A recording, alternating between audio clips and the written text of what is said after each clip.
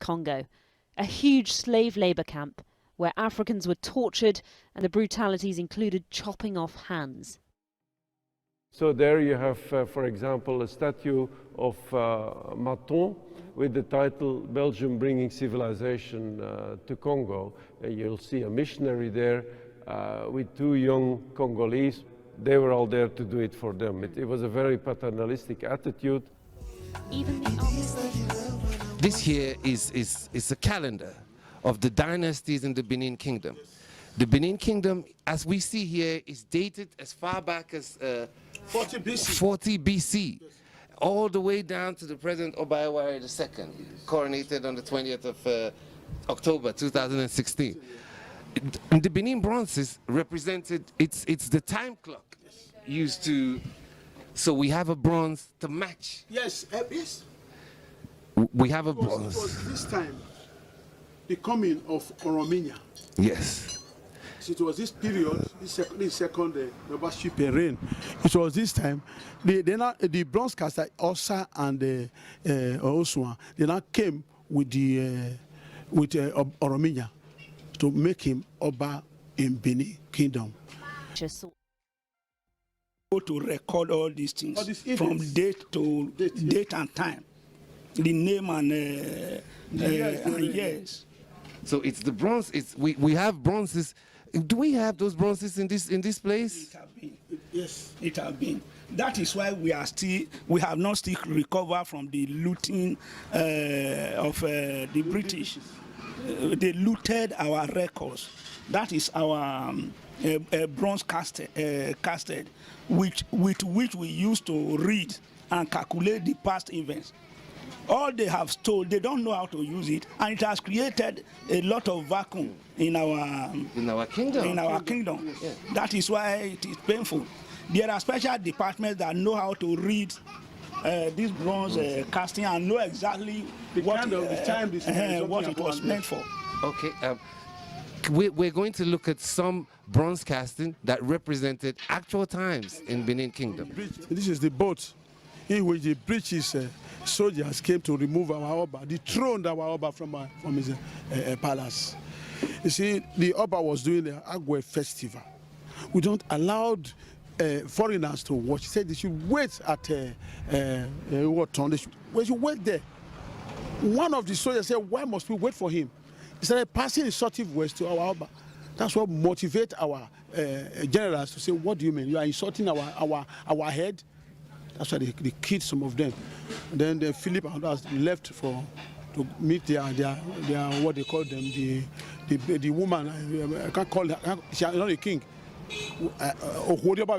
Abomination. So it's So when these are all chiefs, chiefs. This is the Oba Vorame. Oh, this is about Vorame? Yes, this is some of the chiefs. In sober reflection, if you can watch them, look at this man. Look at this man. Yeah. Look at this man too. Oh my God, what has happened to me? And who are these soldiers? These are the British soldiers that came to take our Bible from him. The warlords. Warlords in the that came along with them as they were taking them to Calabar, taking him to Calabar. On exile? On exile, yes. Left the palace? Vacant. That's why Baseki was deputizing that time. And out of the lot of wives, they went. That is a picture of one of the wives. One of the wives that went with him. Yeah. So how many wives? They let one wife go with him? Yes. And when he got there, he married other wives there. Okay, that's the link between the Benin and the Calabar. Calabar, yes. Who are these people? Who are these people? These are the sailors. They stay very close to the sea, so when they pay them for it. So they were just transporters. Yes, transporters. Yes, transport him to Calabar. This is a real. Their history. They stole many of our art craft from the palace. You know, during those days, any event that happened, we used to cast or create artwork to represent what happened. Collectors argue that the history of Benin Kingdom is kept alive by the art as it travels the world. Critics also say repatriating the art requires more commitment from Nigerian officials. Stone Hoa Hakananaya from Eastern.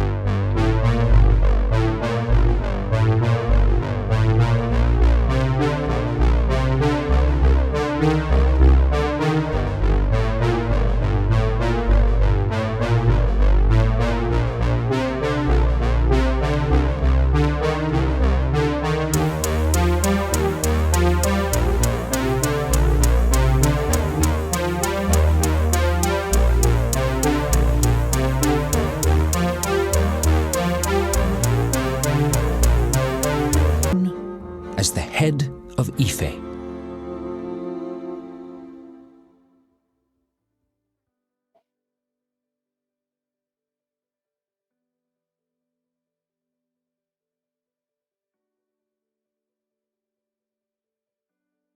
The head of Ife is 3/4 life-size and named after the town of Ile-Ife in Nigeria, where it was dug up nearly 70 years ago. It's hollow and made of leaded brass about 1 centimetre thick. The head wears a crown that was originally painted red. Over the centuries, the once bronzes stunned Europeans who saw them.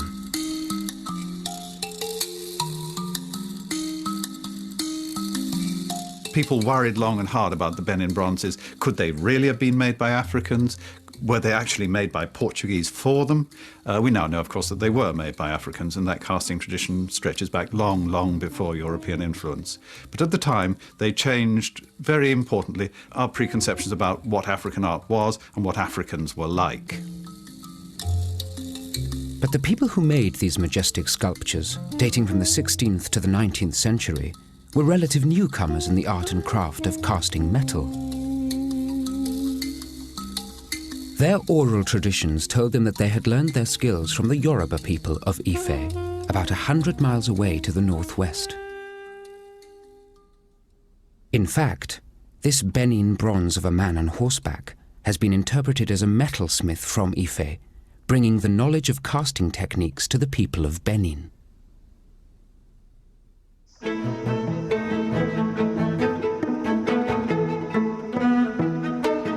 But he was also shown a brass head, which he was told was Olokun, the Yoruba god of the sea. He photographed it for his book. Into other ways of conceiving the world. In 2007, a major Benin exhibition came to Quai Branly. The exhibition had first been shown in Vienna, where it was designed and displayed in an anthropological museum. Lorsque nous avons conçu l'exposition à Paris, nous l'avons reprise de l'exposition de Vienne, avec la structure qu'avaient faite les commissaires à Vienne, en Autriche. Donc, étant donné que nous reprenions cette exposition, nous reprenions le concept de cette exposition, on ne l'a pas changé. But these visitors in Paris are seeing a different display from their counterparts in Vienna. And the way the exhibition was adapted gives a good idea of Quai Branly's approach to display. Moi, j'ai désiré, en tant que commissaire à Paris, j'ai désiré mettre particulièrement en valeur une des productions tout à fait étonnantes de l'art du royaume de Bénin, qui sont ces plaques. Running down the left-hand side of the exhibition is a collection of bronze plaques. Ces plaques en bronze, elles sont tout à fait étonnantes à différents niveaux, parce que d'abord, ce sont des formes d'œuvres qui sont... They were the territory of anthropologists and ethnographers. They were seen as scientific evidence, which provided an insight into the culture that made them. But by the time this collection was filmed, anthropological museums were already in trouble. Is the head of a Benin king. To an art historian, it's a piece of historical evidence. It's also an aesthetic object to be appreciated in and of itself. But to an anthropologist, it's an artifact which is valuable because it sheds light on another culture and a different way of life. What troubled them? The country confront its own bloody past. A history of land stolen, lives lost, and objects plundered.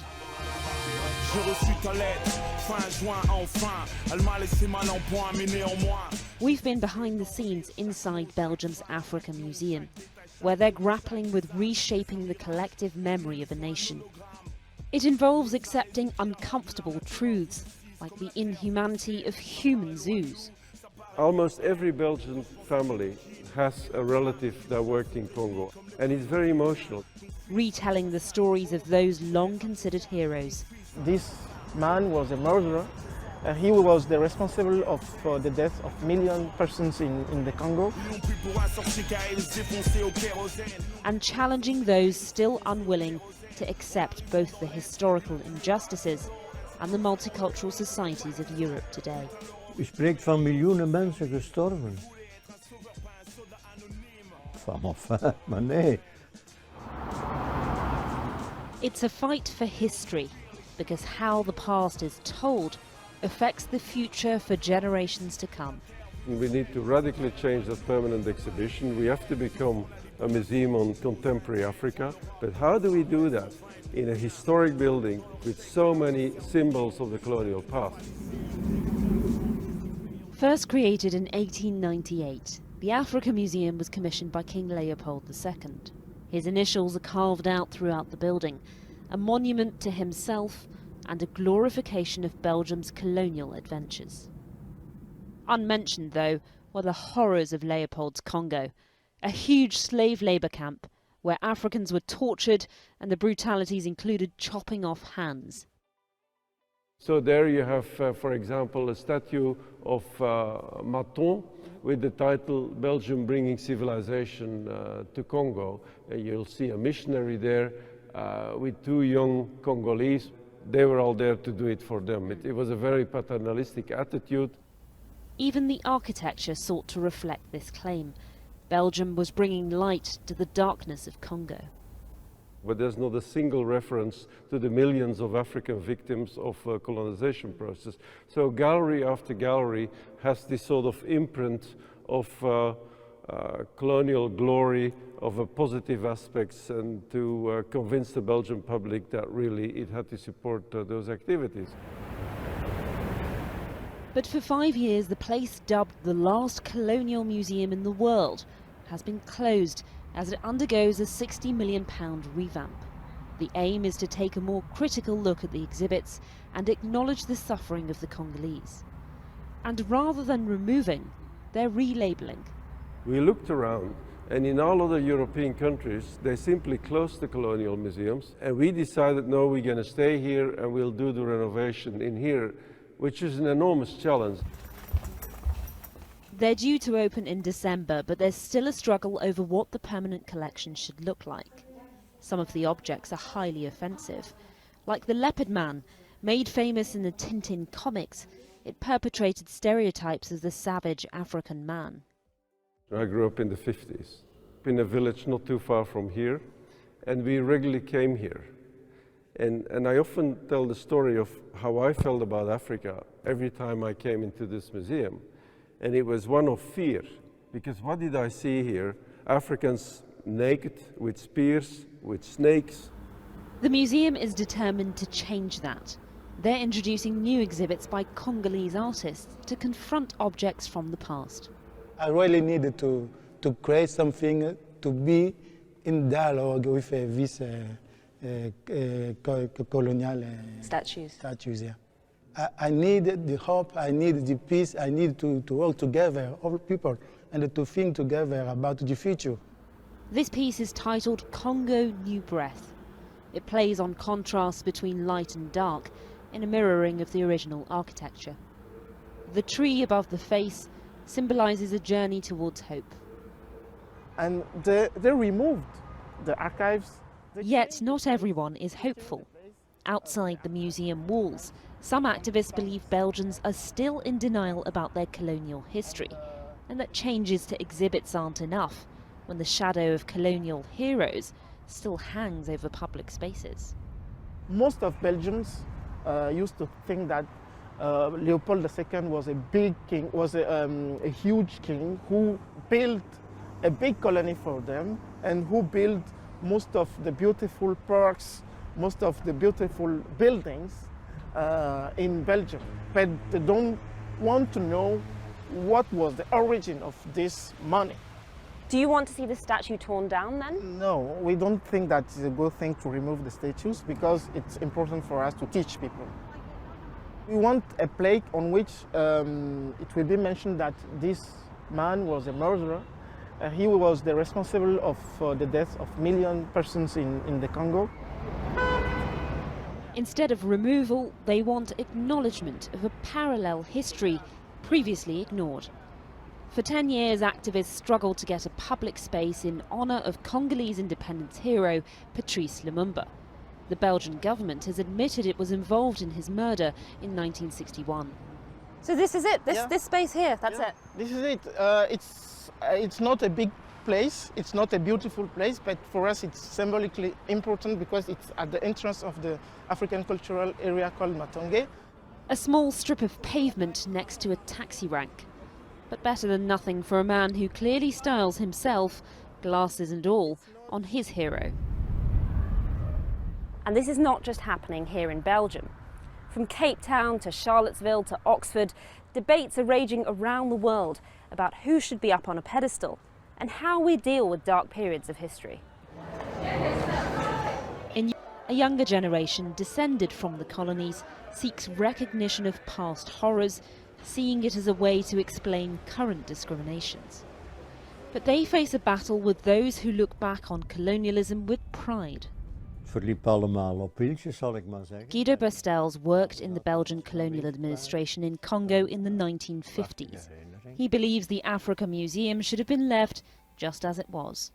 Krachten aan de gang die dat koloniaal verleden aan de schandpaal willen spijkeren en dat men toch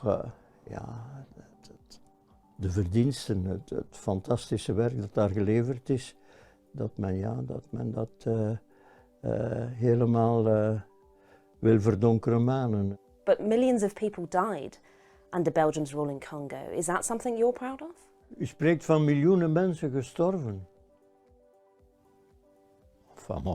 Maar nee. De bevolking is op schitterende manier toegenomen sedert België aan het bewind gekomen is. In 1897, he imported more than 200 Congolese people to appear in a human zoo in Brussels. Such was the popularity of this zoo that 1 in 3 Belgians came to visit, and the museum was then established on this very site. The cruel theatre of putting Africans on display behind bamboo fences was common across Europe and astonishingly didn't end in Belgium until 1958. Some Belgians were obviously very racist. They were throwing bananas and were doing as if they couldn't speak. 7 people died of pneumonia inside the human zoo in 1897 because of the cold conditions. Their bodies were initially dumped in an unmarked mass grave, but then later moved here, a short walk away from the museum. A reminder of the human cost of creating this institution. For decades, the names of white Belgians who died in Congo have been proudly displayed along the walls of the museum, with no mention of any Africans. This mural and other features have heritage status, which means they cannot be changed. But now the names of the 7 Congolese who died in the human zoo will be projected directly opposite. A small gesture in an attempt to remember a horrific injustice.